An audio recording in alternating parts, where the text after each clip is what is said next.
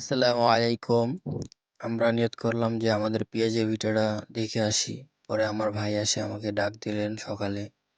পরে আমরা ২ জন মিলা রওনা দিলাম। আমাদের পেঁয়াজের ভিউতে চলে যাব। পরে আমরা যাচ্ছি, বাসা থেকে বের হলাম। হয়ে আমরা হাঁটা শুরু করলাম। আমাদের রাস্তা হলো ওইটা। পাশে ডিগি, সুপারি গাছ লাগানো আছে। অনেক সুন্দর ভিউ দেখা যায়।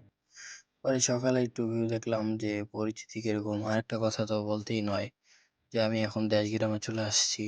আর এই যে যেই জায়গাটা দেখতেছেন সেখানে আগে আমরা সবসময় থাকতাম। এখন বর্তমানে দোকানটা অচল হয়ে গেছে, মানে বন্ধ হয়ে গেছে, ব্যবসা এখানে একটু খারাপ পজিশন।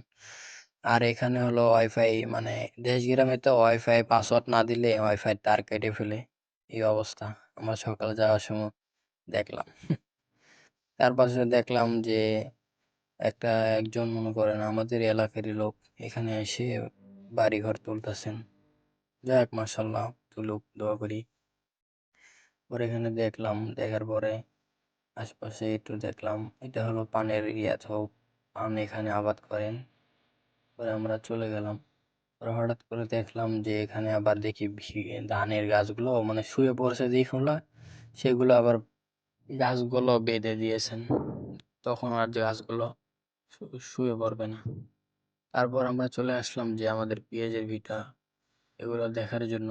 এগুলো হলো আরেকজনের। পরে দেখার সময় দেখলাম যে ধানের গাছটা এটা কাটার উপযোগিত হয়েছেন, আর কিছুদিন গেলে কাটবে। এই যে অবশেষে আমাদের পেঁয়াজের ভিউ আসলাম। এটা হচ্ছে আমাদের পেঁয়াজের ভিউ, সেটা দেখার জন্য আসলাম। যাক মাশাআল্লাহ, অনেক ভালো হয়েছে ফসলটা, সবাই দোয়া করবেন। পরে চিন্তা করলাম যে একটু ঘুরে ঘুরে দেখি। হয়তো আপনারা একটু ক্লিয়ার ভাবে দেখতে পারতেছেন না, কিন্তু আমি সামনে থেকে দেখলাম অনেক ভালো হয়েছে। পরে অনেকক্ষণ ঘোরাঘুরির পরে দেখলাম সকালের ভিউটা অনেক ভালো লাগতেছে। দেখতে অনেক মাশাআল্লাহ, অনেক সুন্দর দেখা যাচ্ছে।